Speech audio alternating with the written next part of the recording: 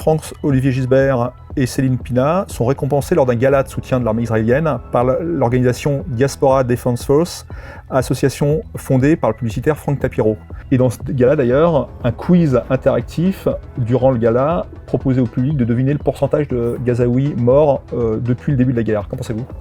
C'est pas très digne tout ça. Enfin, disons que c'est vrai que lorsque le porte-parole de l'armée israélienne félicite des journalistes en disant qu'ils font bien leur boulot, on peut se dire que s'il fait bien le boulot de la part d'un pays qui est en guerre, d'une armée qui a quand même du sang sur les mains, c'est qu'il ne fait peut-être pas bien son boulot du point de vue de l'information du public. Et donc ces gens se sont auto-congratulés. Les mêmes d'ailleurs avaient participé à un gala d'un chanteur israélien qui est venu projeter des images de l'action de l'armée israélienne. Et donc dès qu'il y a une parole qui est pro-palestinienne, souvent on interdit les manifestations, et il y a tout de suite le risque de dire que vous faites de l'apologie du terrorisme. Des plaintes ont été faites, souvent elles sont classées parce qu'il n'y a pas matière.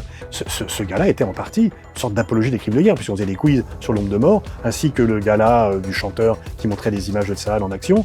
Et donc on voit bien que là qu'il y a un deux poids, deux mesures qui est très net, et il y a les défenseurs d'Israël, même dans les pires commentaires qu'ils peuvent faire, ne sont pas inquiétés pour le moment.